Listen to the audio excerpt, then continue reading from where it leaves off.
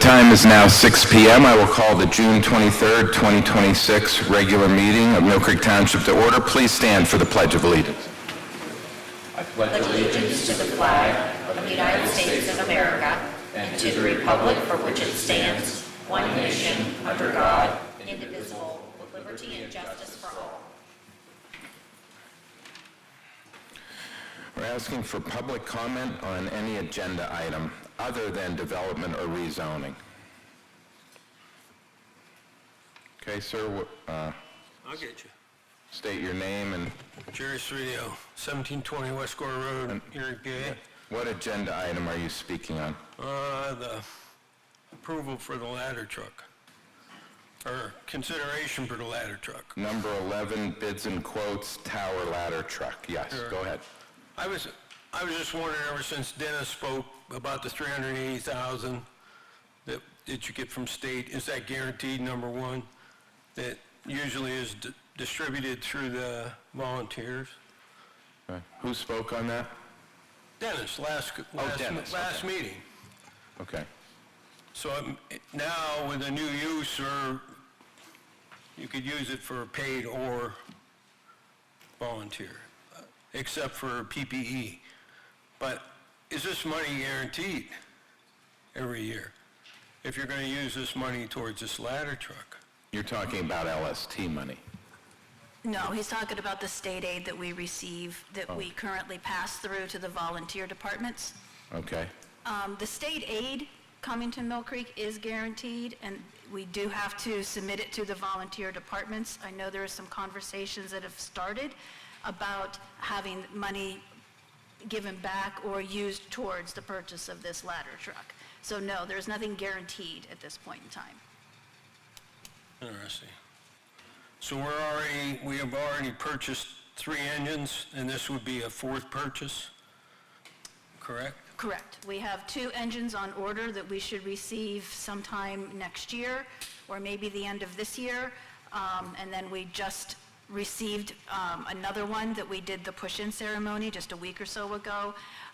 And then, so yes, this would be a ladder truck, which is, the other 3 have all been engines. And we're currently paying for the other 3?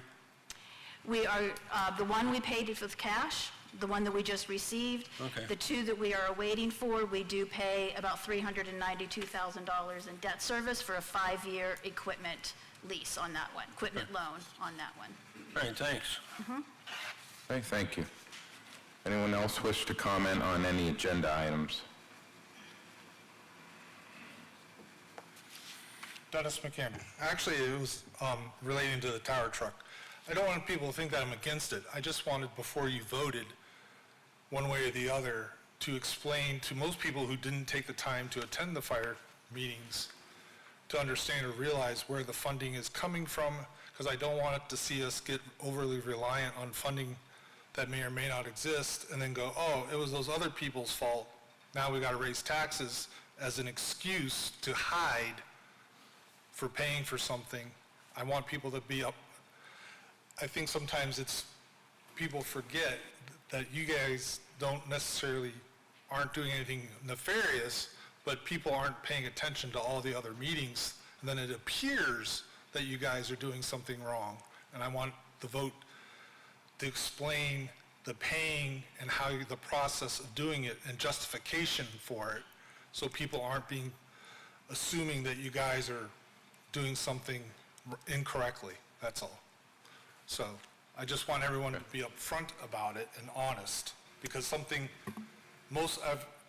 everyone's not thinking 5 years from now when they're busy trying to pay for groceries and gas today. Thank you. Thank you. Dennis, may I ask, sorry, I know we don't usually interact. Mr. Chairman, do I have your permission? Go ahead. I'm sorry. Are you referring to the Planning Commission's request for the ladder truck? Is that what what did I say? Planning. Oh my gosh. Sorry, was that you, Matt? The Fire Commission. The Fire Commission in 2018, yes, asking the township not only for a paid department, but also for Right. I'm not the saying ladder it's truck. been done And it was a wrong. part of the plan Correct. that they have. Just So like I this don't is think the people volunteer really- fire department's asking for this item. Correct. And Just knowing- like you guys have paid $30,000 to do a study about paying for a new fire department, in Bell Valley area, most people I don't think realize that that's even been going on for months. I am, but I don't think a lot of other people are. And then all of a sudden, you might make an agreement, and then people are going, whoa, wait a minute, what? We're spending how much for our fire department? So not everyone's paying attention. So when you are agreeing to pay for something years from now, now it catches people off guard because they're not paying attention. And you should explain and justify the cost and the process to the people that aren't paying attention, just so there's no appearance of wrongdoing. Thanks. Thank you. Thank you, Mr. Chairman. Thank you. Anybody else on agenda items? Okay, hearing none, we'll move on to approval of the minutes from our June 9th, 2026 meeting. I'll make a motion to approve the minutes. And seconded. I'll call for a vote. Supervisor Clear? Yes. Supervisor Morris? Yes. I vote yes. Approval of bills. I'll make a motion to approve the bills. And seconded. Okay, I'll call for a vote. Supervisor Clear? Yes. Supervisor Morris? Yes. And I vote yes. Presentation of Certificate of Law Enforcement Accreditation. Chief Mook. Thank you, Chairman. In April of 2024, the Mill Creek Police Department began work toward becoming an accredited police agency by enrolling with the PA Chiefs of Police Association's accreditation program. The department designated Captain Chris Hauber as the program accreditation manager. Much work has been accomplished in the time since enrollment to comply with the program's 139 standards. In May of this year, the program's on-site review of Mill Creek Police Department took place. The assessment team presented their findings on June 2nd at the PA Chiefs of Police Association's annual training conference in Valley Forge. There are over 1,000 police departments in the Commonwealth, and I'm proud to announce that the PA Law Enforcement Accreditation Commission approved the Mill Creek Police Department to be one of only 209 accredited police agencies in the Commonwealth. Here today to present their certificate of law enforcement accreditation is retired Chief James Adams of the Upper Allen Police Department in Cumberland County, who is also the accreditation program coordinator for the PA Chiefs of Police Association. And he would also like to speak further about what this accomplishment actually means.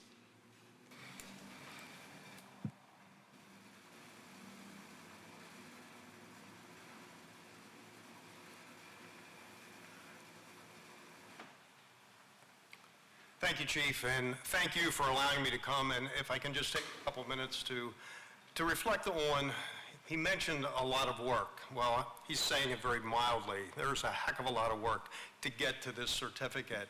And I just want to go back and just very briefly tell you the history of why we have an accreditation program for law enforcement. There's accreditation programs for colleges and universities and a lot of other professional entities out there, but Pennsylvania was lacking one. And back in the 1990s, a statewide study was done on police department policies. And what the study showed was, first of all, the majority of police departments didn't have a valid policy manual. And those that did, there was a disparity as far as between police departments of how they conducted business. So the Pennsylvania Chiefs of Police got a grant from the Pennsylvania Commission on Crime and Delinquency and put together a team of law enforcement professionals representing all four corners of Pennsylvania, not only police chiefs and police professionals, but elected officials, district attorneys, solicitors. There was a large group to take a look at coming up with best practices in providing professional law enforcement services to our customers.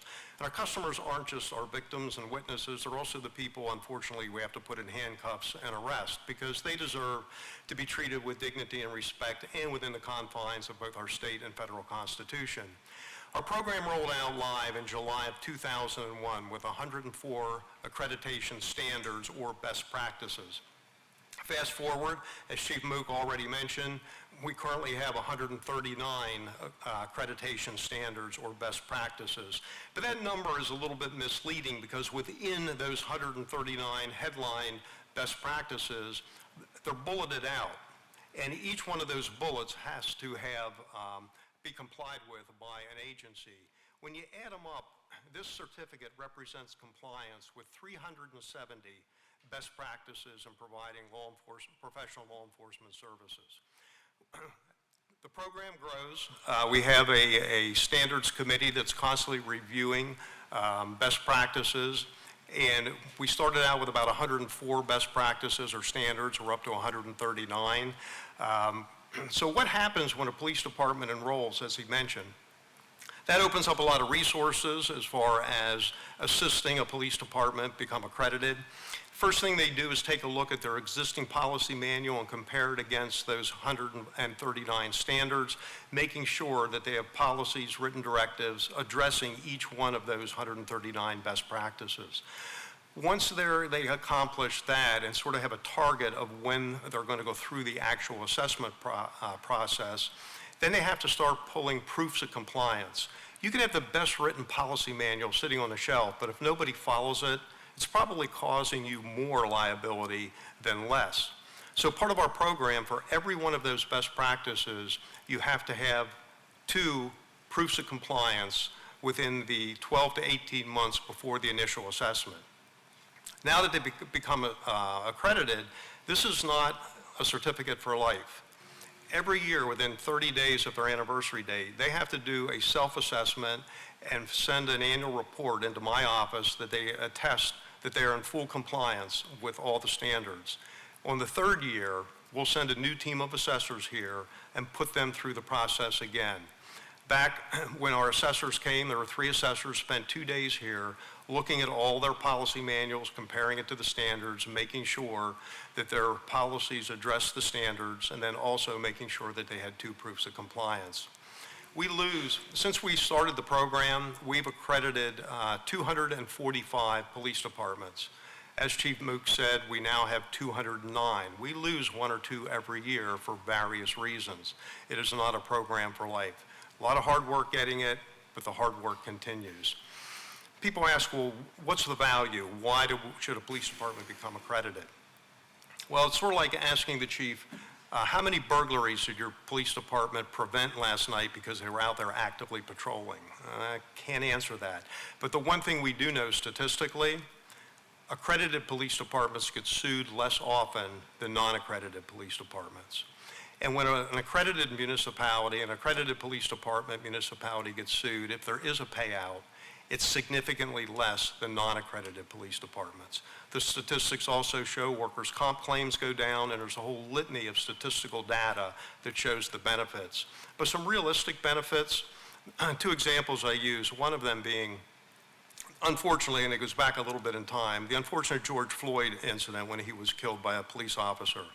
We had some of our state legislators come out with the 8 Can't Wait initiatives. Don't know if that rings a bell with any of you or not, but they came out with 8 Can't Wait initiatives that immediately all police departments in the Commonwealth of Pennsylvania need to adopt these 8 Can't Wait initiatives. Well, guess what? All the accredited police departments already had those 8. They were good initiatives. That's why we had them as standards in our program. Under the first Trump administration, the Department of Justice came out with 2 credentialing standards that you had to have in place if you wanted to get any federal Department of Justice money for your police department. Well, guess what? The accredited police departments already had those 2 credentialing standards that the federal government was mandating. The Biden administration upped that to 20 credentialing standards. I think you know where I'm headed with this. All 20 of those were already in our program. So it keeps the department sort of ahead of the game, and it's a fluid program. I'm standing here talking about the program. I want to mention, I cut and pasted right out of the assessment report that the 3 assessors submitted to the commission. Chief Mook and the accreditation manager came to our commission meeting. When the report was presented, the commission members asked questions, and as they said, it was unanimous to accredit the Mill Creek Police Department. I cut and pasted this right out of the report. The Mill Creek Township Police Department is a professionally run agency. Throughout our on-site assessment, everyone presented themselves in a very professional manner. They were extremely knowledgeable about their areas of responsibility within the police department. The department is a well-trained, well-organized, well-disciplined, and effective police department. Their philosophies and practices show their continuing commitment to their community. The The Mill Creek Township Police Department demonstrates the essential elements of an accredited police agency. The residents, visitors, business, and government officials should be very proud of their police department and of the very strong leadership provided by Chief Carter Mook. So I can stand up here and talk all evening long about accreditation. I'm not going to do that. If anyone wants more information, and anybody in the audience, you can Google PA Chiefs, pachiefs.org. There's an accreditation tab there. You can click on that.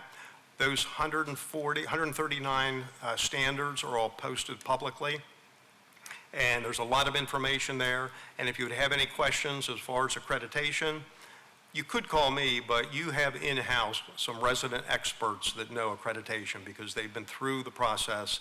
And as a result of that, I'd like to publicly call up Chief Mook and whoever he wants to bring up and publicly present their accreditation certificate on behalf of the Pennsylvania Chiefs of Police. Thank you, sir.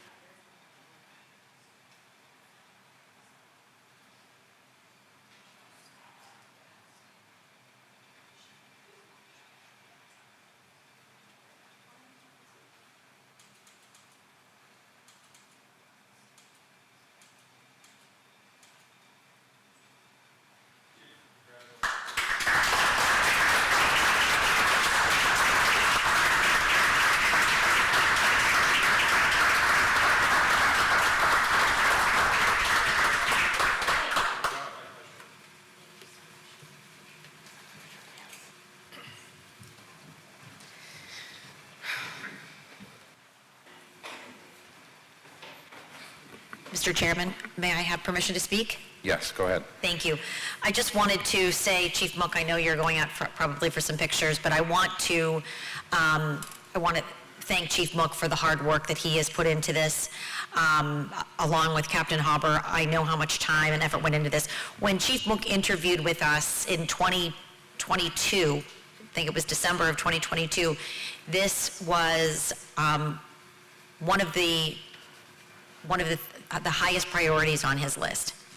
Chief Mook knew that we deserved to be accredited because we did have the policies and procedures in place, and he knew that Mill Creek Township, and he knows now Mill Creek Township is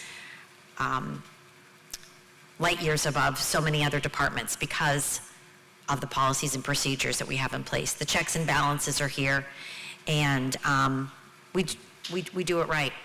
We do it right here in Mill Creek, and I'm so proud of our Mill Creek police officers and our Mill Creek Police Department, and I want to thank them for everything that they do every day. And I say this over and over again, what's the number one reason you move to Mill Creek? Safety. We're safe. When you call, we show up. You show up. And now we show up for fires too, so thank you so much for everything.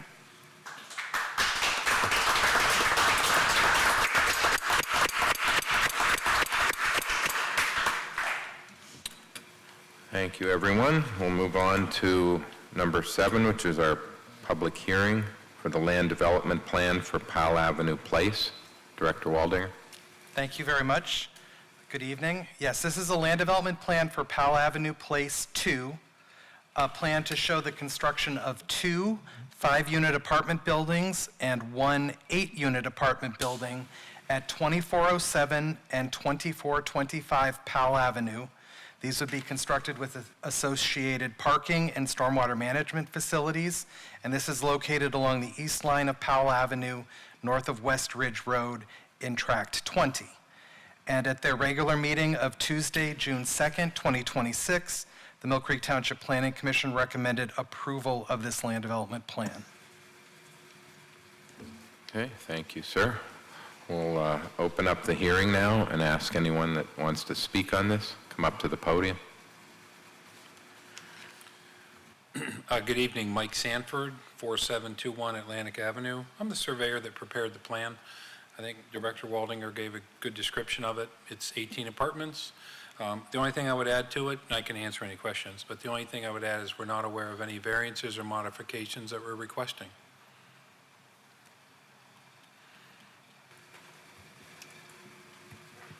I had a question about, looking at the plan, where is the main entrance and exit? It's obviously onto Powell. Yes, the main, it's here on the drawing here, but it's basically between the two 5-unit buildings. Okay. It's basically in the center of the frontage along Powell Avenue. There's one singular driveway to this project. Okay, right in the middle. Yep. Yep, Right in the middle. yep, I see it now, thank you. Okay. Mr. Chairman, I also believe, and Mr. Sanford can correct me if I'm wrong, but it's also lined up directly with the complex across the street as far as ingress and egress. Correct. It does show on your So they drawing here, it match. lines up. Thank you very much, I see that, yep. Okay, any other questions for Mr. Sanford? Okay, thank you. Thank you. Anyone else wish to speak on this land development plan for Powell Avenue Place? Okay, hearing no more speakers, I will close the hearing and ask for a motion on this. I'll make a motion to approve. And I will second. Call for a vote. Supervisor Clear? Yes. Supervisor Morris? Yes. I vote yes. Number 8, ordinance 2026-5, Attorney Shaw. Yes, ordinance 2026-5 is an ordinance repealing Chapter 14, Authorities, Municipal, Article 2, Mill Creek Township Sewer Authority of the Mill Creek Township Code. The sewer authority was terminated a couple of years ago, and the ordinance is no longer needed. This is part of our overall goal of streamlining the current Mill Creek Code to update ordinances and eliminate unnecessary ordinances. So the recommendation would be to approve this ordinance. Okay, do I have a motion on this ordinance? I'll make a motion to approve. And seconded? Supervisor Clear? Yes. Supervisor Morris? Yes. I vote yes. We have some new and amended ordinances under review. Attorney Shaw? Yes, first is the subdivision and land development ordinance that we continue to look towards finalizing. Secondly, there is a fire inspection ordinance that we've been working on with the fire department and the code enforcement office to develop an ordinance implementing a fire inspection program for existing structures within the township that meets certain occupancy codes under the International Building Code and the International Fire Code. We're in the process of finalizing this ordinance, and we anticipate that it will be on the agenda for the next meeting. And then lastly, we're working on a rezoning ordinance, which will update the zoning code to reflect the board's decision a couple of weeks ago regarding the zoning classification of property on West Ridge Road, just west of the airport. West Lake Road. Okay, thank you. Number 10 on our agenda is Resolution 2026-R22. Attorney Shaw? Yes, before you is Resolution 2026-R22, which is a resolution to approve the disposal of certain municipal records maintained by the police department that are reaching the end of their retention period under the Municipal Records Manual. Police department records to be disposed of include MVR BWC footage that includes test recordings through May 6 of 2026, traffic stops through April 7 of 2026, incident only in special circumstances through July 6 of 2024, and case report, arrest report, SRR unknown types through July 6 of 2006. Okay, thank you. Is there a motion to approve this resolution? I'll make a motion to approve. And seconded? Supervisor Clear? Yes. Supervisor Morris? Yes. I vote yes. Number 11 on our agenda, bids and quotes. First one is the tower ladder truck, tabled from our June 9th meeting. Chief Cliff. Thank you, Mr. Chairman. Just to recap on some of the comments that were made as well, is I think it's important to note that the Mill Creek Fire Department and Mill Creek Township, we truly are a hybrid model where we've are working through agreements with the volunteer departments, and we're looking at all the funding that supports the fire service in Mill Creek Township. We obviously have the fire tax implemented. We have local services tax, that portion of that goes to fire protection. We have the donations through the fund drives that go to the volunteer departments. We have state aid that helps out with pensions, and also the foreign fire tax that comes in for the fire relief funds. And part of the partnership is we are now all sitting at the table talking through how the funds are coming in through the township and how to best utilize those for fire protection throughout the entire township, instead of previously how it was done is individual volunteer fire companies were looking at their funds in silos and using their funds independently, not taking in consideration of what the overall township demands or needs are for fire protection. So I say all that with, we moved into the fire commission. People who were there saw a good presentation from Assistant Chief Brad Hesch, who gave a presentation at the fire commission meeting. He actually chaired the Tower Ladder Committee. Early on, when we identified that part of our plan that was laid out of purchasing another tower ladder to replace the current 2003 Sutphin Tower at Westridge, we formed a committee. Chief Hesch from Kearsarge spearheaded that committee. We had members from volunteer organizations within the township, as well as paid staff, that all participated through the process to determine what was the best use for and the specs that would be utilized in Mill Creek Township. So in that presentation, we identified a 100-foot pierced tower ladder that would replace the current 2003 Sutphin ladder at Westridge. This ladder truck was also identified in the 2020 fleet study that was conducted through the Fire Commission, where they went through and evaluated all the apparatus in the township and identified a replacement time frame. This truck is scheduled to be replaced in 2028. If we were to purchase this truck, it would give us a lead time of 40 months. We would receive delivery in 2029. It would just be a year after the recommendation. So in front of you is the contract, CoStar's contract 013E22-242, which is from Glick Fire Equipment, Pierce Manufacturing, which is identified as our single source manufacturer for the 100-foot tower ladder at a cost of $2,236,595, again with the not to exceed build time of 40 months. The funding would come out of the capital budgets from 2029 and on. We anticipate we would do a finance for this, but this contract is to get the contract scheduled. It would get it into the queue for production, and no funds would be due until we took delivery of this truck. In this as well, I would also give myself the ability to execute the purchase agreement following the approval of the CoStar's contract through the township solicitor. Okay. Thank you, Chief. Can I just note, we are not approving financing at this point in time. All we are approving is the signing of the contract to, like he said, get it into the queue to get this ordered with a delivery time of not to exceed 40 months. So if any time in the next 40 months, the township decides to back out of this, what are the penalties for that? I don't have the contract in front of me. I think Kylie had it, and possibly Attorney Shaw had the schedule. I'm just throwing this out, as we know, there's, again, I brought this up last time, there's going to be a new manager here, and I'm just, for the sake of argument, what if in 2028 the new manager and the new board say, we don't want this fire truck? The agreement has provisions dealing with cancellation and termination. Specifically, it says the following charge schedule based on cost incurred may be applied. First would be 10% of the purchase price after the order is accepted and entered by the company. B would be 20% of the purchase price after completion of approval drawings, and C, 30% of the purchase price upon any material requisition. The cancellation fee will increase accordingly as costs are incurred as the order progresses through engineering and into manufacturing.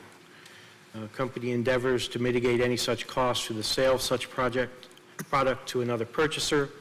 However, customers shall remain liable for the difference between the purchase price and if applicable, the sale price obtained by the company upon sale of the product to another purchaser, plus any costs incurred by the company to conduct any sale. So there are some fixed percentages based on certain events occurring, and then effectively it turns into, what has it cost us to get it to this stage, and at some point, obviously, if it gets far enough along, the township would pretty much owe the balance, except that any monies they would receive from selling it to somebody else would deduct that from the amount the township would owe, and so the township's amount that the township would owe would simply be that difference. That's again what the agreement provides. Okay, thank you.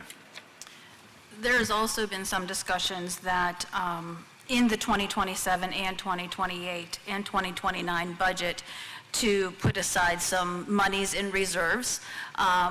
My goal would be to not have to finance $2.2 million come, in 2029. I would like to look for grants. I would like to put money aside in the next couple of years to offset as much of that cost that we can. Understood. Do you foresee then there being some financing component? Just the goal is to make it small, but... The goal is to make it as small as possible. Realistically, though, there will be some financing required, some... Probably. Okay, Some Likely. of some sort. some sort, right? Yes. Okay. I do know that there are grants out there that we were going to apply for this year to put towards this truck. They determined that the truck that we currently have, even though it is a 2003, is not old enough. It doesn't fit the qualifications, but in 2 years, that same truck will be 25 years old, and that fits the qualifications. So I'm really looking, looking to our grant administrator to, look for grants to offset as much of this cost as we can. There could be additional, and I think there will be additional conversations with the different relief organizations to take those relief funds again and put those into reserve to help the offset of the cost of this truck. Okay, thank you. Any other questions or comments from the board? I made a lot of comments at the last meeting, so I think basically I've said most of what I wanted to say. One thing I was going to point out is that in the 2020 study that was done on the different engines, at that time they recommended kind of saving $300,000 per year specifically just for this purpose. And what we see right now is we're paying the $394,000 per year just for our upcoming purchases of engines. So one thought was, had we been saving that $300,000 a year starting in 2020, right now we would be purchasing these with cash if we had that available, but going forward, it's recommended to kind of keep just setting that amount aside each year because no matter what, we're going to keep needing to replace vehicles. So I actually think those numbers fall right in line with about where we should be. And, between the study that was done that spelled out, kind of where we should be, but the numbers are a little off because COVID. And what we identified as our goals in the strategic plan, my concern would probably be more if a 2029 council, if we for some reason did not approve this, that why wouldn't that council be saying, well, why didn't we do our jobs and order it on time? Understood. In a perfect world, it would be nice if, this fire truck would be able to be delivered in early 2027. But obviously, that's not the reality of the world we live in with the manufacturing of these pieces. For me, part of the kind of the thing you have to consider, I think, is the fact that, does that study take into account residents that have gotten up and spoken here earlier today? Does that study take into account the will and the thoughts of our everyday taxpayer? I'm not so sure it does. I'm not saying it's not a valid study and has a lot of good data. But for me, the unknown part of the 2029, and as Treasurer Page said, we're not approving the financing tonight. Normally, when you approve a purchase, you're approving the actual intricacies and the financing right down to the penny, and that we're not doing that tonight. But I applaud Chief Cliff for all the research he's done, and I applaud Melanie, too, for her thought on the best way to minimize the interest that will be accruing for this purchase. So this is one of those votes that's not an easy vote, but we will soon find out how it goes. So I will ask for a motion. I'll make a motion to approve. Seconded. Okay, we have a motion and a second, and I will call for the vote. Supervisor Clear? Yes. Supervisor Morris? Yes. And I will be voting no on this purchase. Thank you. Next, we have the Remediation, Landscaping, and Demolition Award. Shallon, you're up. Thank you. The Code Enforcement Office has been working diligently for a few years now to address the conditions of the property at 3634 Argyle. We have had some setbacks along the way, but we have finally received a judgment from the Court of Common Pleas authorizing us to enter the property and abate the violations. The allotted time frame for the owners to correct the issues has passed, which means we are now permitted to move forward with remediation. The Code Office reached out to Empire, XL Excavating, and Great Lakes for quotes to clean up the yard and overgrowth, as well as demolishing a small garage located at the rear of the property. The quotes came in as follows: Empire, $19,175, XL Excavating at $22,000, and Great Lakes did not supply a quote. So it is the recommendation of the Code Enforcement Office to accept the bid from Empire in the amount of $19,175 to remediate the issues at 3634 Argyle. Couple questions. Okay? One, if approved, do we know when work will begin? I do not. I would hope within the next couple of weeks. Just ballpark in the next couple of weeks? Okay. And two, will someone from from the township be overseeing the work that's being done? Yes. And that will be you? Yes. Thank you. You're welcome. Any other questions or comments? Mr. Chair, if I may, just wanted to add, yes, Ms. Anderson will be overseeing, and we do plan on having a pre-construction meeting on site to go over the scope of work before we begin. And second, I do want to just point out that any of the costs incurred by the township, it will then be placed as a lien on the property to be recouped when the property is sold. So that is, you're referring to the approximate $19,000 that Empire bid will be in line to be recouped. Correct. Down the road. Thank you, that's important. And then just a question, a resident recently pointed out to me that in our language, of our ordinances, it says, if someone has something that needs to be corrected, and, we do maintain the right to go in there and correct it. And I think this is the type of thing that we would say, if you don't get that done, it's going to be in our hands. How long have you been working with this property to try and get it corrected? 2017. Okay.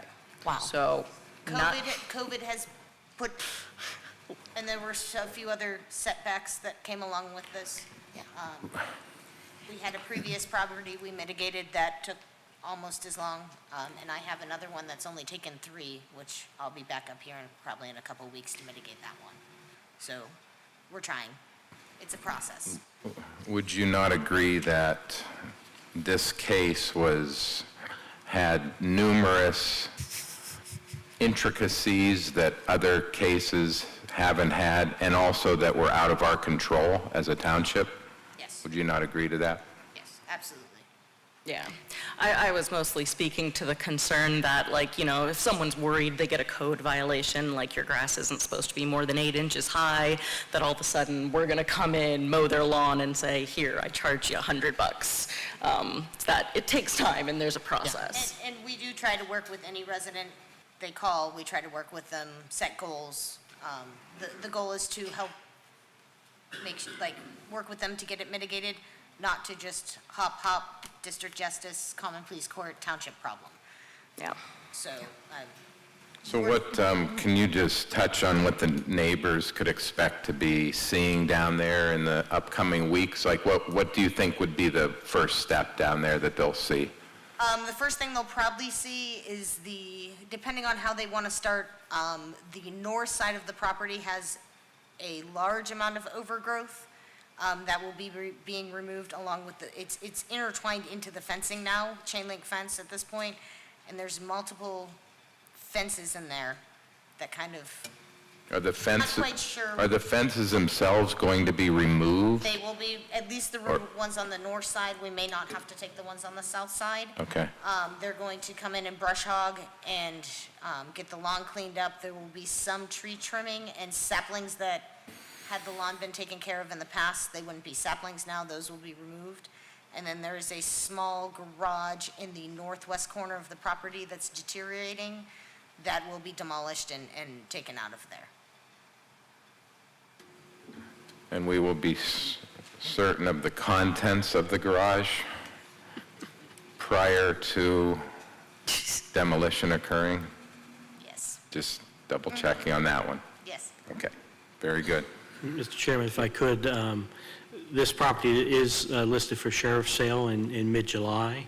We have been trying to reach out to the bank who had foreclosed and would likely be the, quote, purchaser at a sheriff's sale.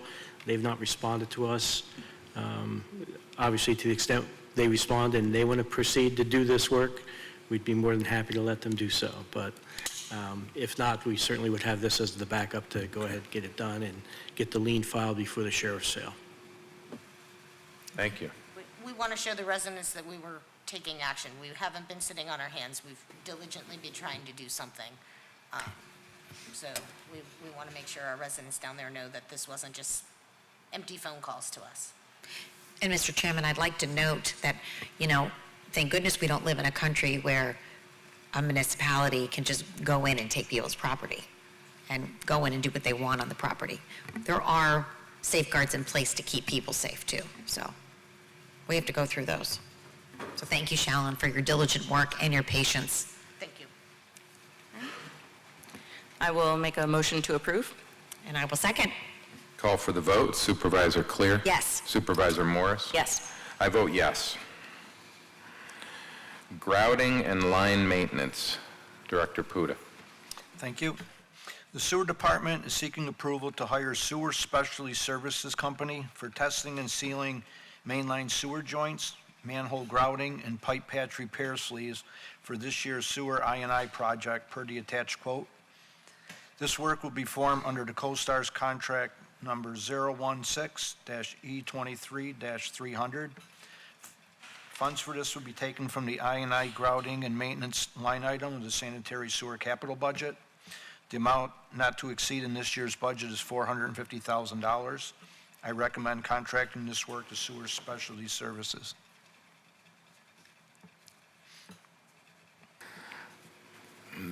So this is just a general funding of grouting and maintenance? Yeah, they go out and they test it when they run the camera down the line and they check the joints. If the joint's okay, they move on, but if they have to grout those joints, it's in each item. So all these listing are each different type of process that they would do. It's paid by in each item for that, as well as the lineal foot. And is this typically something that happens annually, or about how often? We've been doing this for probably 15 years, our whole I&I program. But each year? Every year we do this, yes. And John Bloss is the sewer foreman that's with them, and he's the one that presented this. John's been doing this for several years, along with Dan Willett used to do it with him, so he's been doing it for several years. In the end, this saves money, correct, by, That's correct, because we pay for the amount of flow that goes to the city of Erie, so any I&I and groundwater that we prevent from getting into our system saves us money. thank you. Do I have a motion on this contract with Sewer Specialty Services Company, Inc.? I'll make a motion to approve. And I'll second. Okay, call for a vote. Supervisor Clear? Yes. Supervisor Morris? Yes. I vote yes. Scissor lift. Director Puda. Yes, the sewer department would like to request purchasing a 2026 LG MG 26-foot scissor lift. This lift will allow workers to safely work on areas high above the ground. A quote was received from Greg Equipment for $20,475 under CoStar's number 145201. This was a budgeted item in the sewer revenue capital budget, and I recommend purchasing this scissor lift. Is this something that will be used internally, or will this be used outside of the township grounds? It's used internally. It would be out back in the sewer department as well, inside the building. This scissor lift is something like the building department could use. Out here in the atrium, when they're out front and they have to get up in, high areas, it's hard to get to that. So it's basically an indoor piece of equipment, but we can use it at other places in the township also. Okay, thank you. I'll make a motion to approve. And I will second. Okay, I'll call for a vote. Supervisor Clear? Yes. Supervisor Morris? Yes. I vote yes. And we have a asphalt resurfacing bid results and award. Director Puda. Yes, I am requesting to award the Township Building Asphalt Resurfacing Project 2026 for milling and asphalt resurfacing of 2,800 square yards of parking lot area adjacent to the Streets Department to Lindy Paving for the unit prices totaling $74,065. Joseph McCormick Construction was the only other contractor to submit a bid totaling $79,490. This was a budgeted project, and the funding will come from the building maintenance capital budget. It is my recommendation to accept the low bid proposal from Lindy Paving and to award them the Township Building Asphalt Resurfacing Project in 2026. And this is for the area out back by the garage, correct? That's correct.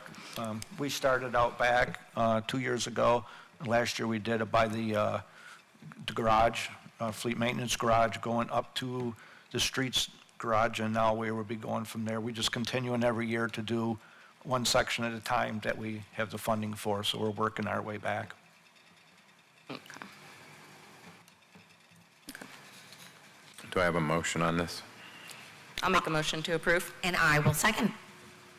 Supervisor Clear? Yes. Supervisor Morris? Yes. My vote is yes. Number 12 on our agenda is the Mill Creek Police Department MOU with Northwest Tri-County Intermediate Unit 5. Chief Mook. Thank you, Chairman. The Northwest Tri-County Intermediate Unit 5 presented a memorandum of understanding for this upcoming school year for the township to sign.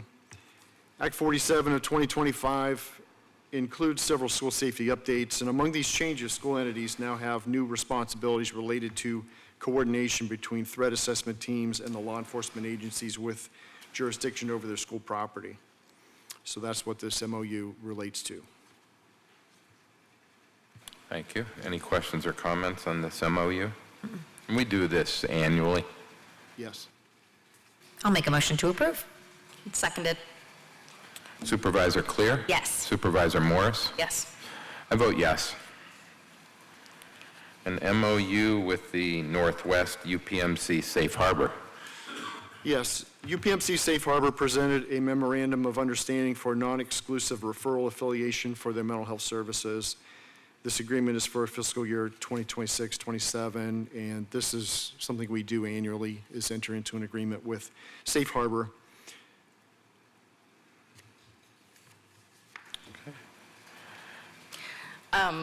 I was just wondering, as I was reading through this, how exactly does this one work? This is just any individuals in police custody that also need mental health care, just that we work together? Right. Okay. I'll make a motion to approve. And I will second. Supervisor Clear? Yes. Supervisor Morris? Yes. My vote is yes. Number 14 is an addendum to an MOU between the Mill Creek School District and the Mill Creek Police Department. Chief? Like the MOU with the intermediate unit, this is with the Mill Creek Township School District regarding the upcoming school year related to threat assessment teams of the school and local law enforcement.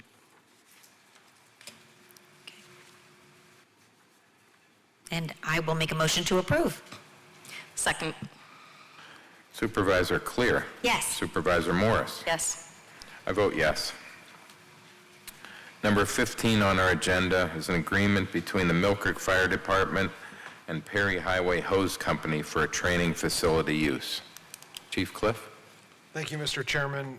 We are requesting an authorization to enter into a training facility use agreement with Perry Highway Hose Company for access to its training grounds and training tower located at 501 Robinson Road in Summit Township. Access to this facility will provide Mill Creek personnel with additional opportunities for hands-on training. This agreement is for a prorated amount of $750 for a 6-month term. After that, it would move on to a annual subscription. This is a standard agreement that they use for departments all over Erie County to have a $1,500 per year subscription for use at this training facility. So Chief Anderson and Chief Hayford from Perry Highway talk through how we can get into this. It's usually a February to February agreement, but with it being prorated, the first year would just be $750.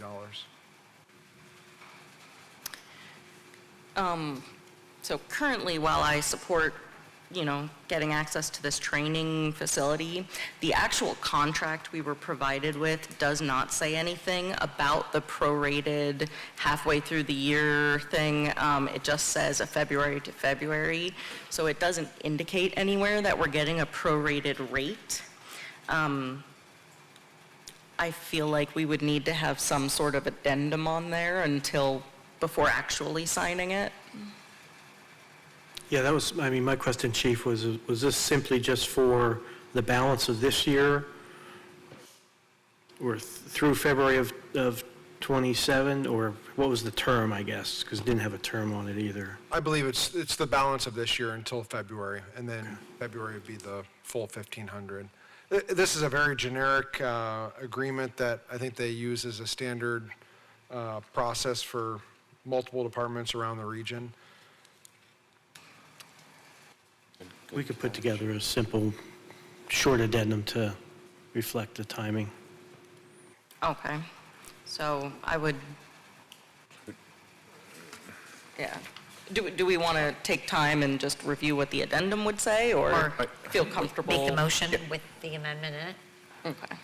Yeah, the proposed addendum would simply reflect that the term of the agreement is through February of 27, and that the payment would be the prorated $750. Okay. And then in February of next year, the chief would have to come back and ask for renewal for another year. Okay. Okay. Do I have a motion? One other quick question. Go ahead. Just at the very end, then it kind of lists which departments drill on which night of the week, that kind of thing. And I know City of Erie, they just go out as needed. Would we have a specific day of the week we're going out, once a month, anything like that? I envision our participation would be the same as the city. It would be as needed. I foresee us using it more during the day than in the evening. But we'll have to coordinate it with on-duty shifts. Okay. Okay. I will make a motion to approve with the addendum stating that this initial contract is only a 6-month term from August 1st to January 31st, 2027. I will second that motion with the addendum. And that's for the $750. Correct. Okay. I have a motion and a second. I'll call for a vote. Supervisor Clear? Yes. Supervisor Morris? Yes. I vote yes. Number 16, Shrine Club gas line and apparatus relocation. Attorney Shaw. Yes, the Shrine Club property has a producing gas well on it that is owned by a third party. That third party sells the gas that is produced to National Fuel. Under the agreement with the Shrine Club, a portion of those gas sales will now be paid to the township. Essentially, we're overtaking the Shrine Club's rights to those sales. The gas well is located in the middle of the property. Attached to the gas well is a gas line that first heads south towards the back end of the parking lot, which is where it's connected to an oil water separator, and then the line runs back the way it came to the northeast corner of the property where the gas line meter is, and so it kind of crisscrosses the property and creates some problems from the perspective of future developments. As part of the acquisition of the Shrine Club property, it was agreed between the township and the Shrine Club to split the cost of moving that gas line and separator to locations that were less obtrusive. It's not the producer's obligation to do it, so we have to pay him to move those lines. As a result, the gas line will now go from where the gas well is to where the property line is between the township and the Shrine Club, and then the line will run along the Shrine Club property line and then across the back of the Shrine Club's remainder property to the gas meter. So it's kind of out of the way and along the property line, so it's not going to be intrusive to any development frankly, by either party. The well owner gave us an estimate of $8,790 to make that move. Mill Creek share would be $4,395. The request would be to authorize the payment of Mill Creek share. I will note that the well owner did express some concern about the possible location of some tile drainage that may need to be repaired, but he won't know that until he actually gets out there and, the parties can decide, okay, do we need that fixed or not? That would be an added cost if he would run into that. So that's the request at this point in time, to get that project moving forward so it can get done, hopefully still this year. Do we know when that would happen? We don't have a time frame on it at this point. Did they say at all, will it involve having to dig up any of the pavement out there? Because I know that parking lot essentially needs to be redone, and I know next year we'll work on kind of figuring out the entire area. I don't believe it does. I think the line runs kind of along the edge of the pavement to get to that. And then I think it runs back across the field at some point. So it'll essentially, trying to have it run along from where the gas well is, probably still along the edge of the parking lot till you get to the property line. The separator will go in that location, and then it'll run west to essentially almost to the church property line, and then run back across the back portion of the Shrine Club property to connect to the National Fuel metering point. And this will be sort of the simplest layout for it with the idea of future development that's going to happen. Right, so you're not going to really be developing at property lines. You can only go so close to the property line for development, so it's the least obtrusive for both parties at this point. Was this known at the time of purchase? Yes. And that's why it was agreed upon as part of the agreement to deal with it in that fashion. And what would be the ramifications of not doing this? It could slow down any future development in terms of, if it's still there, it then has to be moved at some point. It just kind of gets this out of the way, for both parties' perspective, and while both parties are kind of still paying attention to it, and we still have the Shrine Club's attention on it, we can get this done. Okay. Any other questions or comments? I'll make a motion to approve. And I'll second. Call for a vote. Supervisor Clear? Yes. Supervisor Morris? Yes. My vote is no on this.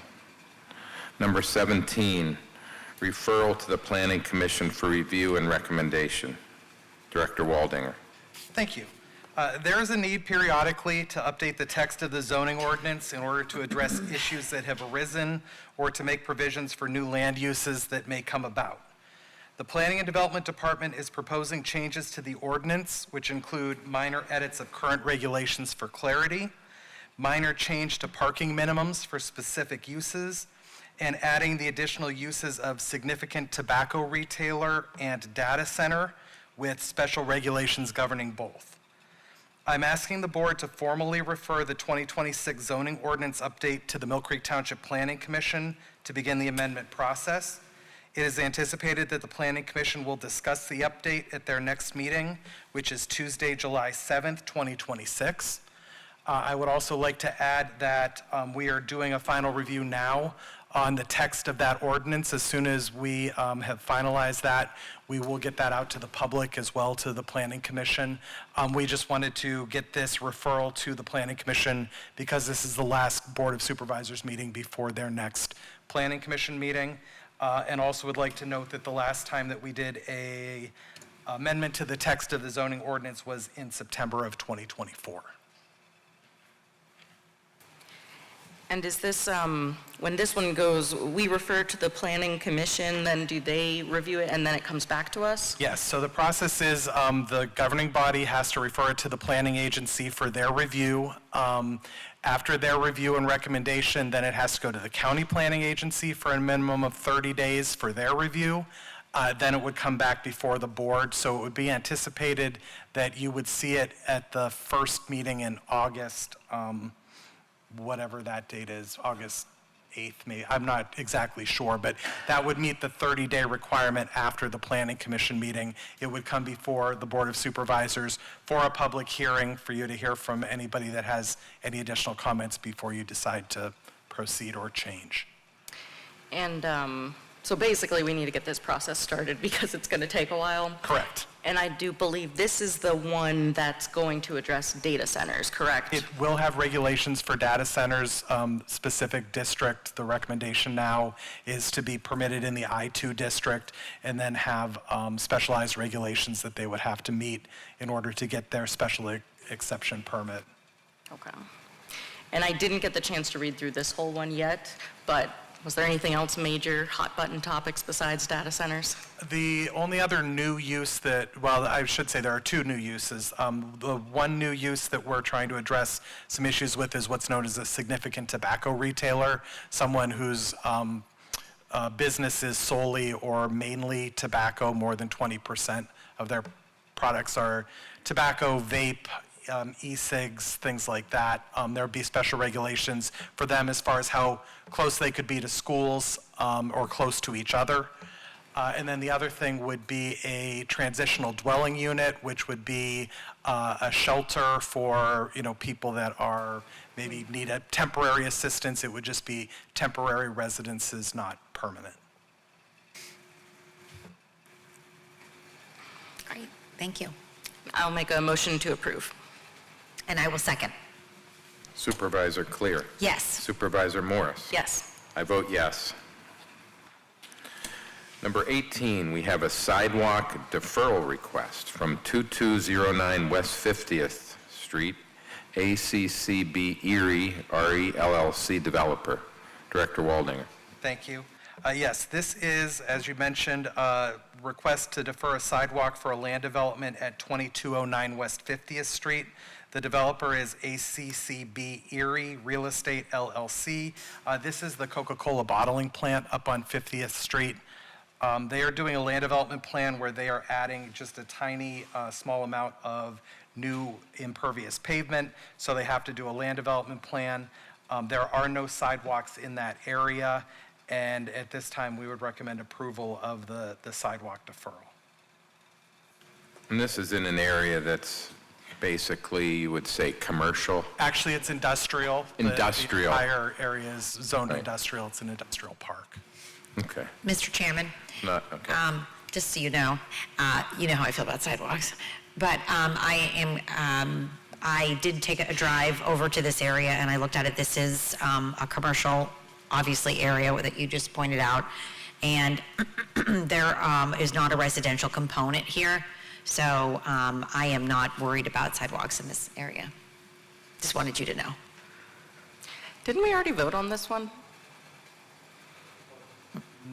Not that I'm aware We of. voted on a, The land development plan Land itself, development you voted to plan. remove that Yeah, or we voted approve on that, that. but not the deferral. So with that, I'll make a motion to approve the deferral. Seconded. call for a vote. Supervisor Clear? Yes. Supervisor Morris? Yes. I vote yes.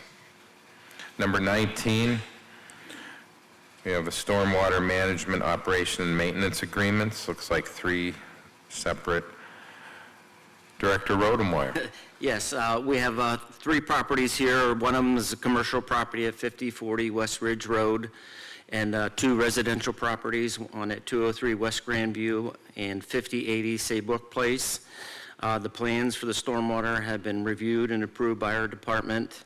All 3 of them have signed the agreements, and we're recommending approval and signature of these 3 agreements for the operation and maintenance of the stormwater. Okay, thank you. Any particular concerns? No, these are all, they're not like major land development. These are, minor, I guess you could say. They don't fall into the major stormwater management area and the land development.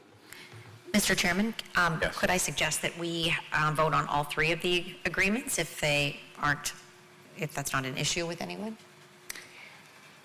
We can, but I have some questions first. On which Got it. one? Do you want to go through, and then we can ask questions as we go The through? first one I notice is that Scandinavian medical company, and it seems to be an interesting, I've been getting several inquiries about, isn't that the one that's going in next to the Chipotle? No, this is the existing building over behind, in front of Wegmans. That one, they're just So- adding a couple okay. spots. Oh, it's an existing building, not new construction. Yeah, Got it. these O&M, this is something we worked on with, Attorney Shaw and Lydia as far as on these smaller developments, on these small revisions for these stormwater agreements, because nothing's ever been recorded in the past for any O&M agreements associated with them, like a land development plan, gets recorded. And so that's what these would be considered, I guess you could say, is what we, consider our smaller stormwater upgrades. And this is the process, this kind of standardized template for these particular situations where these agreements will get recorded and be passed along from homeowner to homeowner, not just the current homeowner. It goes along with the property itself. Okay. You had some questions? Just about the third one, which, were we considering 2 or all 3 together? We were considering all 3. Okay, so the third one at the 5080 Saybrook Place, so that's one of the ones that's right along the lake there. And when you look at that, with the Google Earth view at least, it looks like a huge portion of the bluff is actually kind of gone, like caved out there. Is that right? I don't know, have we seen the property? I haven't personally seen it as far as that goes, but that would fall under PennDOT, or not PennDOT, but DEP as far as the coastal zone management. Okay. And just right now, this stormwater plan, I assume the overall goal is to maintain our bluffs best we Maintain what it can. is, it cannot affect anything, it's not going to change anything, whatever it's doing now. That's very general overall intent. Okay. And it looks like it discharges directly into the lake where this plan goes? Yes. Okay. Okay. Now we can approve all 3 together. If I could add, with respect to the Saybrook one, we also have them execute a general release to hold the township harmless of any issues that may occur in relation to that bluff and their construction, so that they don't turn back to the township and say, well, you approved it, so therefore you're responsible. So we have, in situations like this, we have the property owners sign a general release that holds us harmless from that, so that we can avoid those issues. Okay. Okay, any other questions or comments on these stormwater management O&M agreements? If not, I'll ask for a motion on all 3. I'll make a motion to approve all three. And seconded. Call for a vote. Supervisor Clear? Yes. Supervisor Morris? Yes. I vote yes.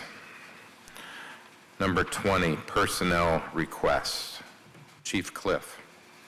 Thank you, Mr. Chairman. We have a request to utilize 2 fire police officers from Westridge to provide traffic control for the Mill Creek Township School District Cross Country event, which is scheduled for September 5th from 9 a.m. to 3 p.m. This is for traffic control at the intersection of Steratania and Thomas. I recommend the approval. This is the fire police, they're volunteers, right? Correct. So is this mainly just giving permission for someone to be out there directing traffic? Correct. So the fire police are covered whenever there's an emergency, and anytime there's a special request that is outside of an incident, they get a request submitted to the Board of Supervisors so that if they were hurt in the line, that they would be covered through workers' comp. Okay. All right. I'll make a motion to approve. And I will second. Supervisor Clear? Yes. Supervisor Morris? Yes. I vote yes. Director Esper, Parks and Recreation, new hires, seasonal positions. Good evening. Yes, today I'm here to request the approval for 2 more lifeguards to be hired to help with our seasonal pool usage. So I'm requesting Anna Oki and Paige Gore be hired as both lifeguards and as also as a swim instructor as well, at the rates of $15.75 for the swim instructor position and $14.75 for the experienced lifeguard position. Thank you. And pools are open? I was going to ask about just any update. We replaced a damaged pump, a failed pump, and that is up and running and working. Yes, our swimming lessons have commenced. Water aerobics is happening. The pools are open. Yes. So we are going through staffing fluctuations as we have had in the past. So we are working to keep them staffed as regularly and consistently as ever, which is why I will continually bring lifeguards to you whenever I can find them. Okay. Right now, we do have enough to be open 7 days a week? Most often, yes, pending vacations. I had 10 hires out at the same time this past week. So we're hoping that vacations are behind us and that we can move forward with a scheduled season. Okay. Nice. Thank you. Now make a motion to approve. And I will second. Supervisor Clear? Yes. Supervisor Morris? Yes. And I vote yes. We have a promotion. Director Walding. Thank you. Yes, because of Zoning and Development Officer Matthew Puz leaving us for other employment, the position of Chief Zoning and Development Officer at the Township was open. I'm recommending Julie Maggio, who is currently the Assistant Zoning and Development Officer, for promotion to that position. She has been a Township employee working in the zoning office for 25 years. She has a graduate degree as a Master of City and Regional Planning and a bachelor's degree in Geography and Regional Planning. She also holds the ICC certification for a zoning inspector. I am recommending that Julie's promotion be retroactive to last Monday, June 15th, 2026. Mr. Puz did leave on June 5th, was his first day that he was gone from the office. And so I'm recommending that she be promoted retroactive to last Monday with a new annual salary of $70,372.22. And also, I just want to make a note for the public that because of Matt's departure, Julie is now the only zoning officer that we have. We do have some signs up around the building, but if people would like to come into the zoning office for permits or things, we just ask that, for their convenience, that they maybe call first and try and make an appointment until we're able to backfill the position and have another officer. It's a little hard on Julie to keep up with everybody. So if they could help us out by making appointments, and then they'll guarantee someone will be here when they arrive. Okay, thank you. I'll make a motion to approve. And I will second. Supervisor Clear? Yes. Supervisor Morris? Yes. I will vote yes. And congratulations to Julie. She has been an Congrats. excellent employee here at Mill Creek Township for a very long time, and No she has doubt. earned this. Yep. Very good. Okay, training requests. Police Department has 2. Chief Mook. Thank you, Chairman. The Manufacturers and Business Association of Erie is hosting the final 3 courses out of 8 of their Strategic Leadership and Supervision program. The classes are September 1st, October 13th, and November 10th at their facility in Erie. TAC Officer Dan DeLeo attended the first 5 courses earlier this year. Because the township is a member of the MBA, tuition is discounted. Each class is $250 for a total of $750 for DeLeo to complete the program. Travel will be by personal vehicle. There are no additional costs. And also, the Cambridge Springs Borough Police Department is hosting an interview and interrogation course July 27th through the 29th at the Crawford County 911 Center. The class is being sponsored by the Institute for Law Enforcement Education and is free of charge. This course is designed to facilitate both patrol officers and criminal investigators while dealing with deceptive persons. It provides the student with the tools necessary to conduct interviews and obtain confessions. Corporal Sorokas and Detective Washik have requested to attend, and I recommend the approval. Travel will be by department vehicle. There are no other costs.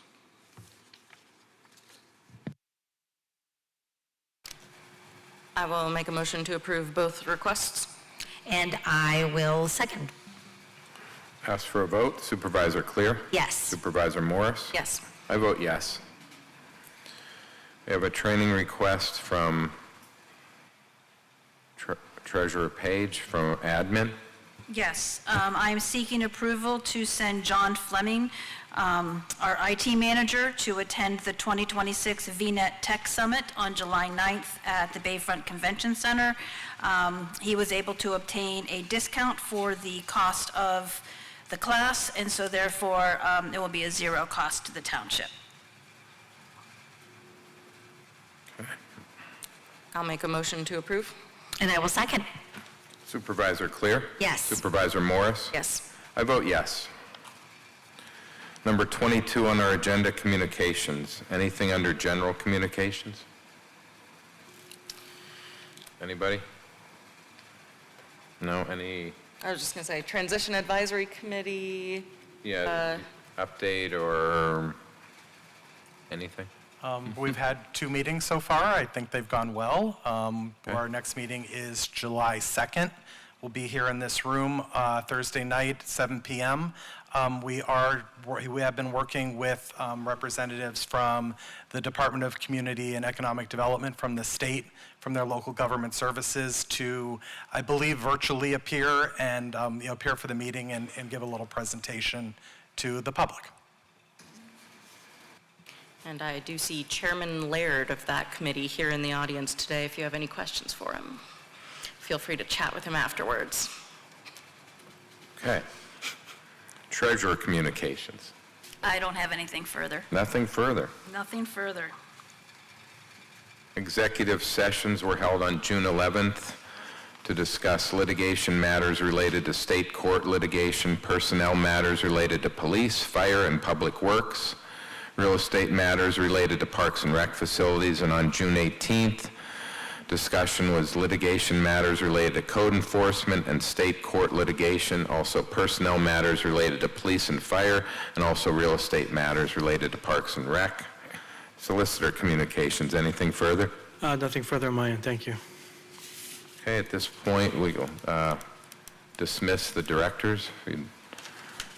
If you want to stay, you can, but if you have no further business, anything further from anybody? Okay. Thanks. Thank you.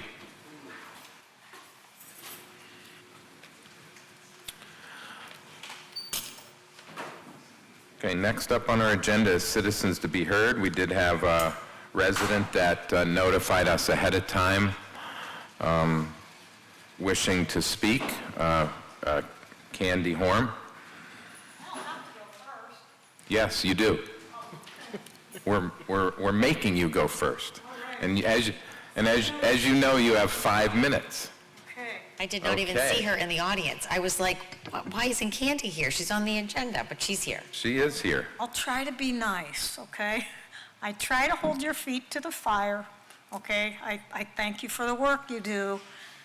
But I have a couple questions. Number one, are there 2 gas wells on the Shrine Club property? Attorney Shaw, would you like care to There is answer that? one active gas well. There is a second abandoned gas well that the Shrine Club is responsible for taking care of. I think the last I had heard is the Department of Environmental Protection thought they may have found someone responsible for it. But regardless, the Shrine Club has an obligation to have it plugged by a date certain. And that well is back in the wooded area of the property. I had asked you that when you had the big public forum, who was going to plug it? Was it going to be the township, or was it going to be the Shrine Club? Yeah, it hopefully will be the person they found responsible, but worst case, from our perspective, it's going to be the Shrine Club, not us. Okay.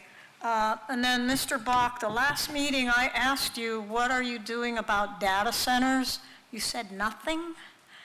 2 days later, in the paper, I read, Mill Creek Township is doing an ordinance, going to be having meetings to set up an ordinance for the data center. They're going to, make a vote on it, maybe July or August. How is it that the paper knows more than you? I mean, you make 88.86 Hold it to the fire, foot to a the... year. So, my exact answer was nothing? That's what I said? Yeah. So maybe I should have expanded on that in saying there was nothing formal being done as far as, we hadn't passed an ordinance yet. We hadn't updated our zoning code, et cetera. So, yeah, nothing was probably a pretty broad thing. But, obviously there's preliminary discussions taking place. Yeah. Because we have to permit them. It's just like any other, business. You have to allow for them to be in your municipality. So now it's just a matter of determining, as Director Waldinger said, the most appropriate location should one, choose to locate here in the future. Well, Mr. Waldinger is gone, but in looking at the map, there are quite a few, what did he call it, I-2? The industrial. Yeah, in Mill Creek. I mean, quite a few areas. So it seems like there would be quite a few areas if somebody wanted to put a data center in. And people don't like the flock cameras. They are not going to like the data centers. So just something for you to look at. Mm-hmm. I also wanted to know, I had asked you about the road bond for the work they're doing at the airport. Mm-hmm. Nothing has changed. 40 trucks an hour going up Grant Avenue. You paved it 2 years ago. This happened last year. They were widening the runway. I don't know what they're doing now, but I don't know if you started to do the work on the bond for all these contractors driving the commercial trucks, because the road is degrading, and I don't want the citizens to be responsible for paving, again, if it's due to, the commercial trucks.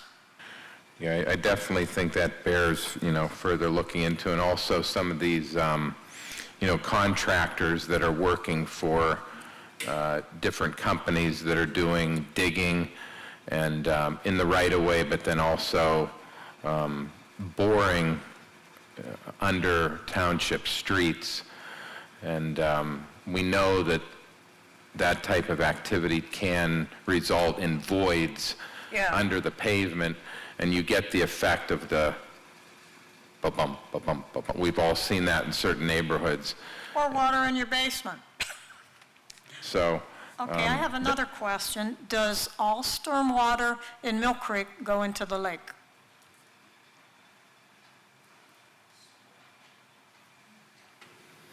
you want to answer that one?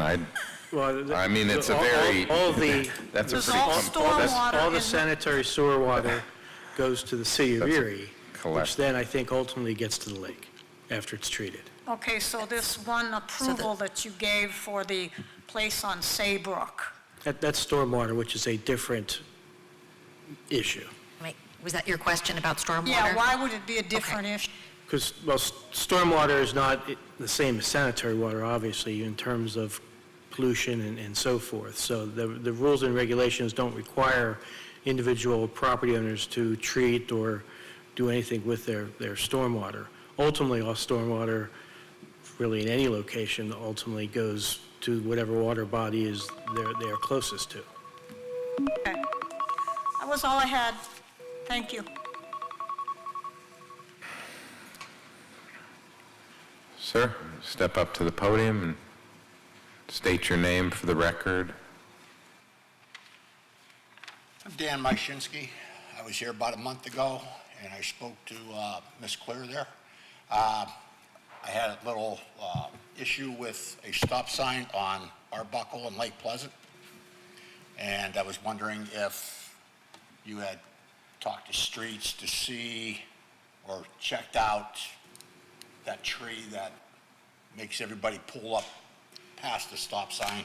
Yes. And especially more during the winter time, because cars come down Lake Pleasant, which is a pretty good grade, and then when they go to make that left turn on the Arbuckle, and drivers are drivers, no turn signal, anything like that, and when you pull out to see cars going southbound, that's when it seems to be, trouble.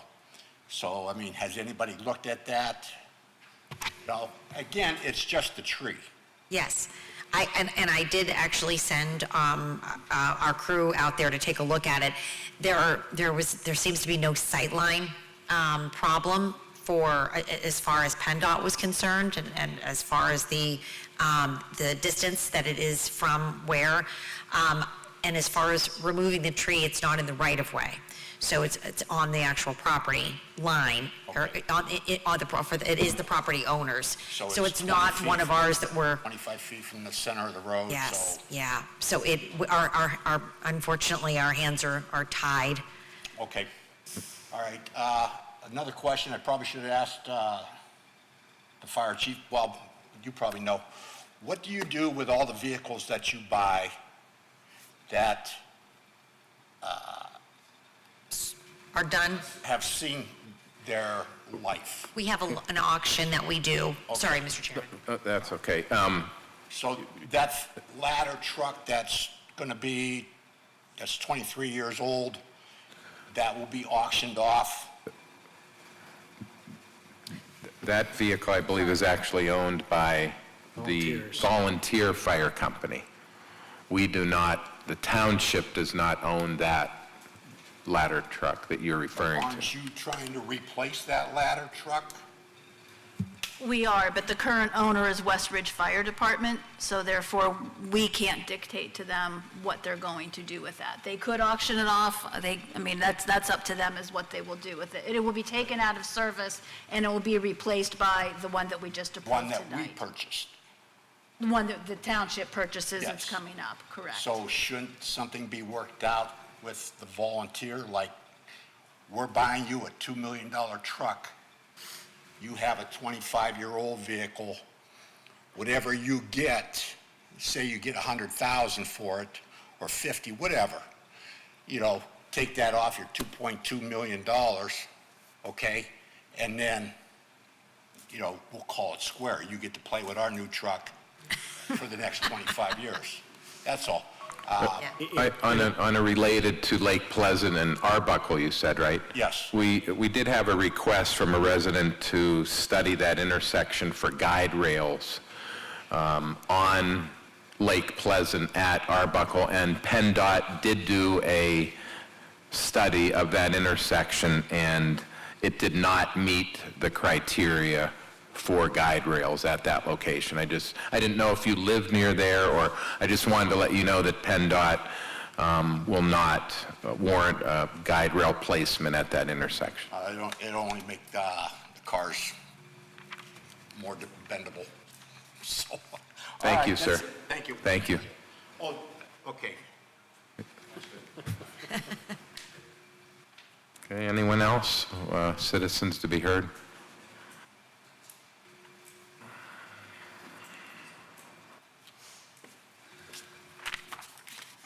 Good Good evening, Art Alla, Jerry, Bondi Drive.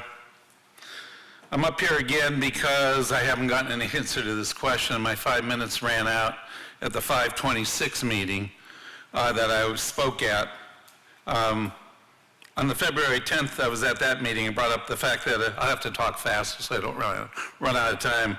I brought up the fact that a rather generous contract had been given to the solicitor, despite the fact that the Mill Creek Study Commission pointed out that the legal fees in Mill Creek Township were significantly higher than other like-sized townships in Pennsylvania. We're not talking about tens of thousands of dollars, but hundreds of thousands of dollars.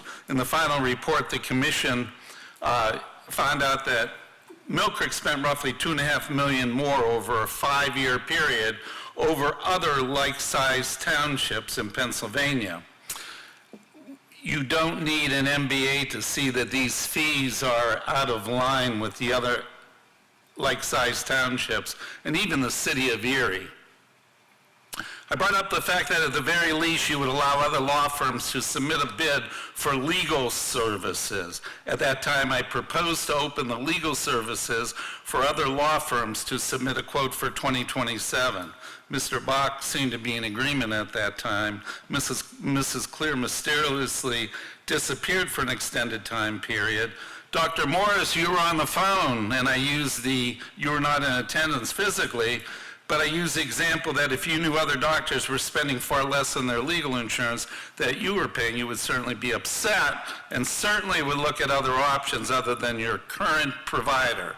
No consensus was reached at that time. I'm proposing this again to open up the contract up for other law firms to submit a quote after 9/1, giving the current solicitor the required 90-day notice. You have a duty to the taxpayers of Mill Creek Township to be fiscally responsible. Will you do this? Will you open it up for a bid?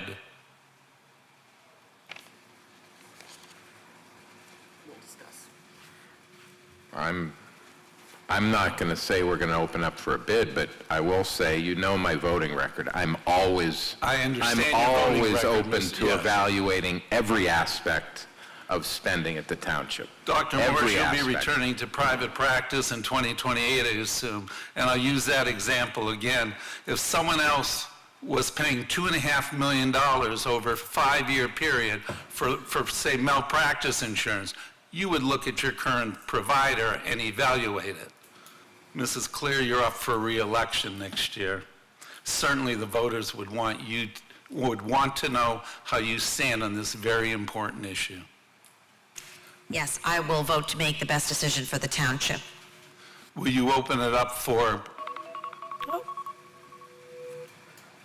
I'm not going to tell you right now what I plan on doing in a year.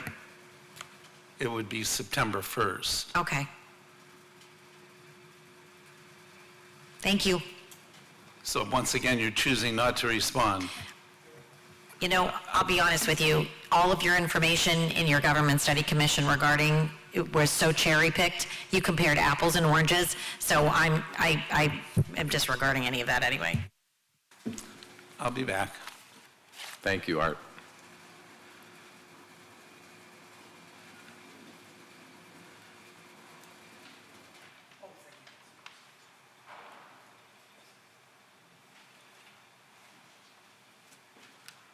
Hello, sir. Hi, how are you? I'll try to be 5% less contentious. Only 5, I apologize.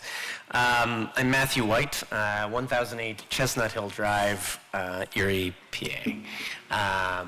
So I'd like to actually, I'm new to this political enterprise, recently elected as a committee person in my district, trying my best to be more involved. I would encourage others to do the same. Actually wanted to just get an update, and I apologize in advance if you've already talked about these things. Again, I'm brand new coming into these. I'm busy, small kids in Chestnut Hill. My question is actually related to the installation of the flock cameras. I'm mostly just wondering where you are as a board on current ordinance development on kind of gating or requiring registration or any real process that's been done so far, and how involved citizens have been and how we can get more involved. So more of a point of clarity question than anything. I don't have anything pointed per se. I don't have any further comment on flock cameras. Okay.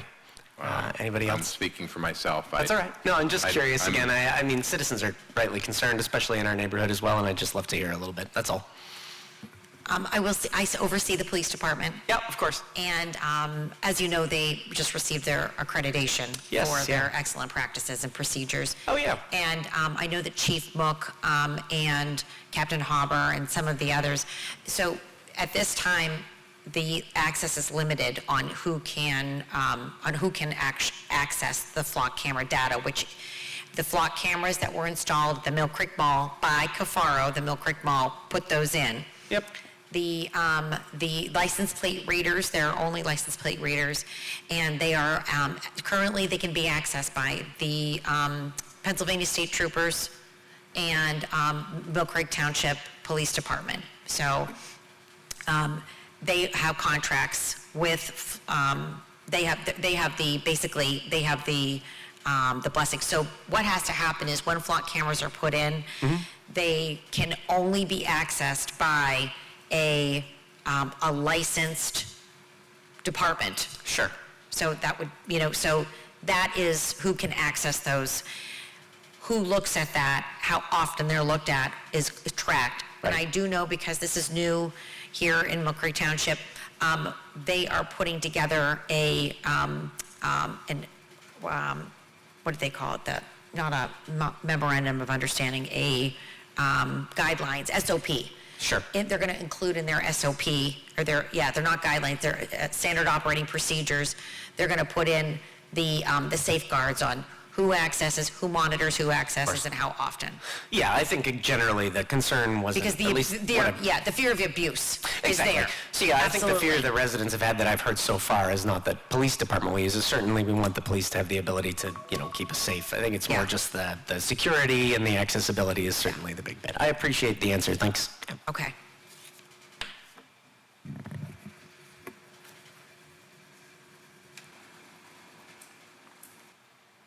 Ma'am, you can come up.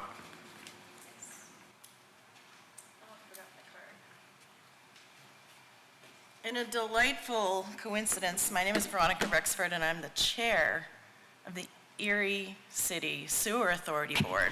So if you have any questions related to the sewer authority, I'm your lady. And I would like to invite any of the supervisors who have never toured the water treatment plant to please contact me and let me know if you've never seen it. This summer, it's the best time to come on down. If you know, you know. I'm here, I live at 4124 West Ridge Road, and I've been following this story on the flock cameras pretty closely. Flock is expanding the capability of their cameras, which, as you know, are license plate readers, the capabilities through AI for live tracking and adding signal trace, which is put out by a company called Leonardo. Captures electronic device identifiers in your moving vehicle. Raises significant privacy concerns.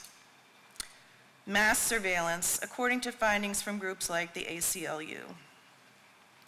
The combination of live video sharing, so not just a photo of the license plate, a large enough photo that it sees the bumper stickers, anything on the outside of the vehicle. Now they're going to 15-second video clips, but also the capability of capturing the electronic signature of your smartphone, your smartwatch, your Bluetooth headphones, and the chip in your pet.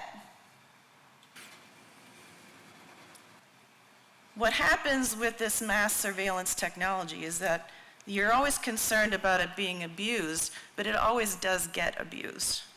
I wish that Citizens to be Heard wasn't at the end, because I would have liked to have mentioned to the newly accredited department that I think it's a liability risk for the township and the police department to be evading the Fourth Amendment by utilizing this technology that is going around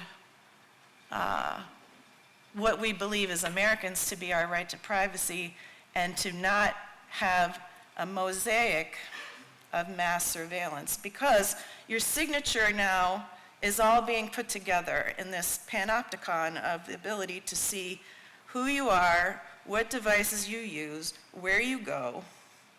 And it doesn't matter if one time somebody caught somebody doing something that they shouldn't have done, and the argument that if you are obeying the law, you're okay. No, they're putting together a whole bunch of information about people capable on these devices. And I think that the township is facing severe liability for that. Thank you.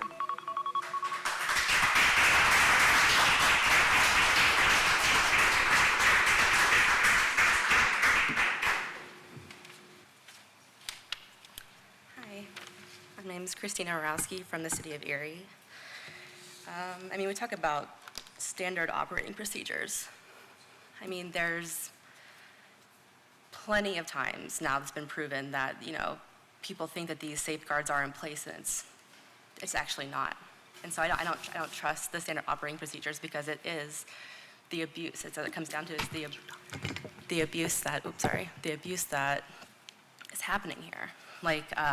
Just the two most recent stories that I have is in Dayton, Ohio, there was 7,000 immigration-related searches that violated city policy. In San Francisco, they also did an audit and found hundreds of improper searches.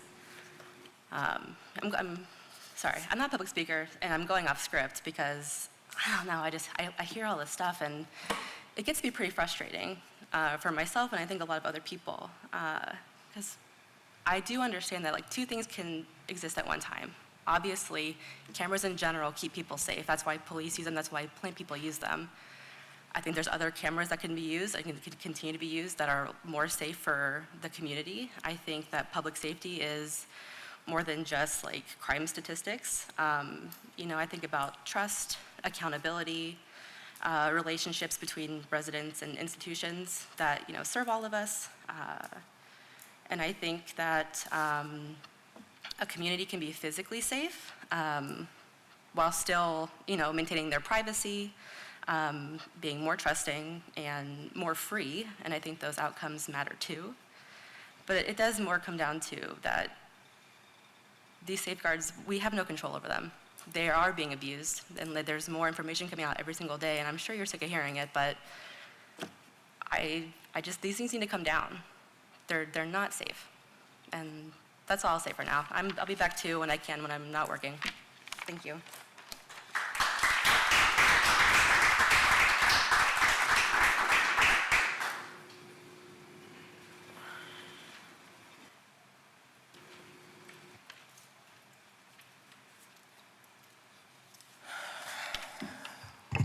Hello, Caleb Rutchton, City of Erie.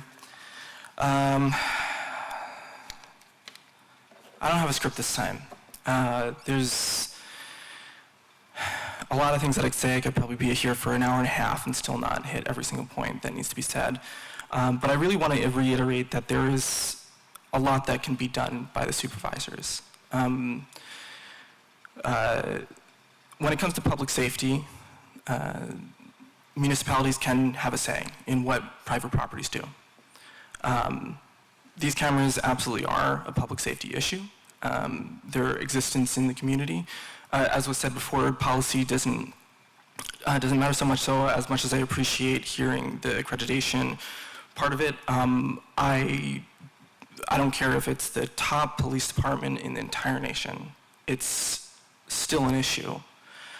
I wouldn't trust myself to have these things. I wouldn't trust anybody else to have these things because they pose not a danger by abuse by the people who are just approved to have these, but they are able to be taken advantage of by people who don't have the approval as well. I know I've said this before, but a lot of the statistics on cybersecurity access that is gained that is not supposed to be gained has to do with the human in the mix. It's not even explicit hacking or anything. People get get access to data that they're not supposed to all the time. And a lot of it is actually, even through explicit hacking, is a lot easier than people realize too. But a lot of it comes down to determination and the incentive for people to gain access. It was very concerning to hear earlier about how the capabilities of these cameras continue to expand. And a lot of these capabilities are continuing to expand without explicit approval. Once you get these cameras up, they just have to flip a switch. They can turn it on and off. Policies were violated in numerous places as well. So there's no policy that will ever be good enough, other than a policy to say we don't want these in our society. So I think that there's a lot to consider here. I also have, am I able to give these to y'all? Yeah. I have a few. These are, to explain, these are breakdowns of the differences between cell phones and flock cameras. A lot of people conflate the two with regards to tracking. A lot of people will say, oh, whatever, you're tracked by your phone anyway. But that's not the case. The information that is shared between these two types of devices is drastically different. So, do I just...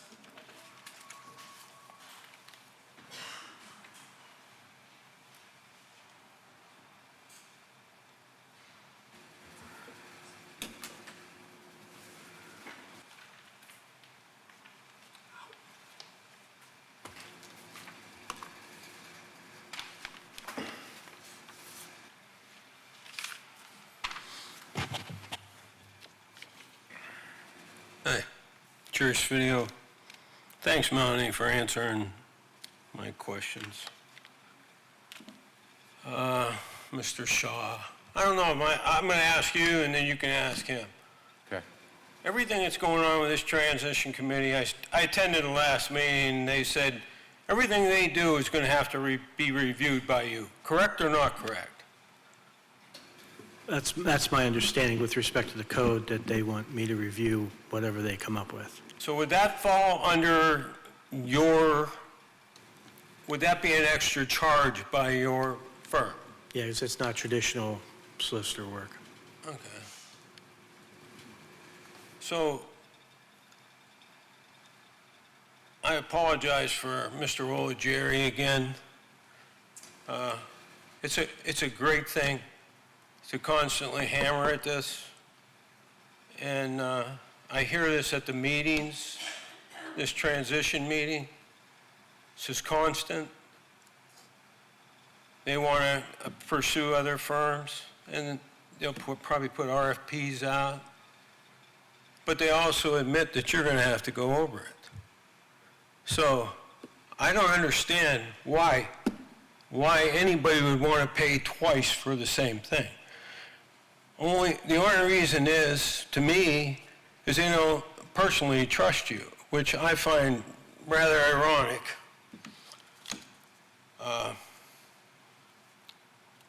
I hope people know this, because I still feel, and I felt with the transition with the former, how would you call it?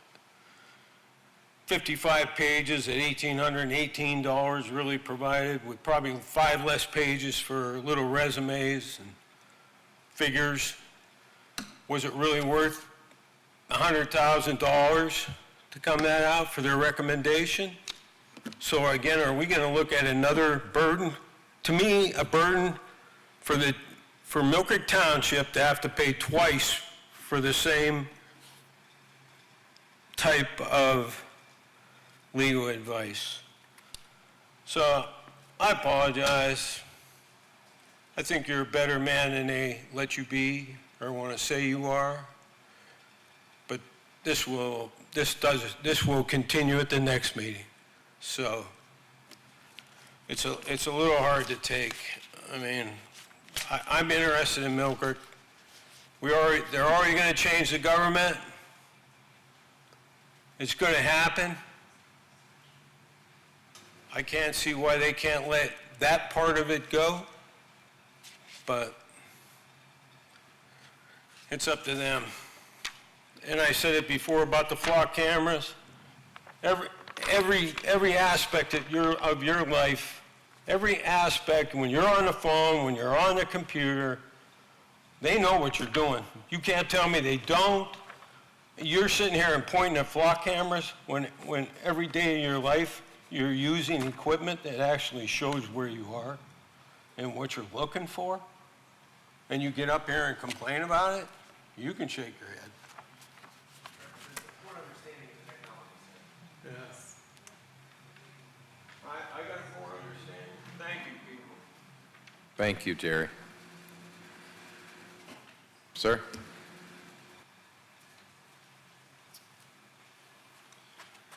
Hi, everyone. Tom Laird, 6060 Grub Road, the chairman of the Government Advisory Transition Committee.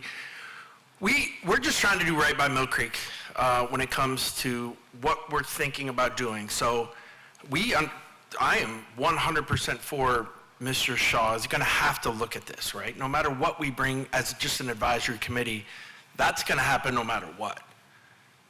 We're just trying to go out to what we think is Mr. Shaw's firm, 4 or 5 other municipal law firms in Erie, other consultants that do this, and try to get the best price that we possibly could. No matter what, it's going to be another fee. It's another fee to check it. And again, I would hope that we would get a quote from McDonald Illick. So again, just to kind of pigeonhole this, I think would not be the right thing to do. I know we're going to get second guessed on that, but we're just of the utterance to kind of do this right. The administrative code needs to be written properly. We wanted to get all the voices that we possibly could to hear that. So I wasn't planning on speaking today. I was planning on speaking at the next meeting when we had things presented and kind of in tight order. But that's kind of where we are with that. And that's the reason and the rationale that we're doing that, to see if we can get not just the best cost, but the best look at all of the different kind of avenues of creating the administrative code. There's 3 things that we're going to have to do. Create the administrative code. We're going to have to absolutely amend all the ordinances, which we think we can do with the township, with the E-Code 360, the general code, which we already have a contract with. And then we're going to have to find a search firm to find the absolute best manager we have. So that's kind of the thought process. Again, please come to a meeting. More than happy to kind of have those discussions, and that's kind of what we're talking about, but that's kind of at least the thought process behind it. It's not to duplicate work, but try to get the best cost that we possibly can for Mill Creek.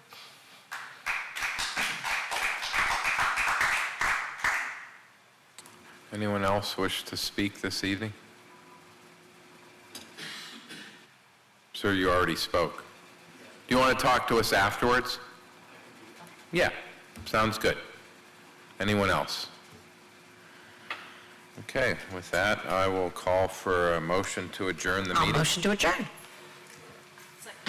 Okay, all in favor? Aye. Aye. We are adjourned at 7:53 p.m.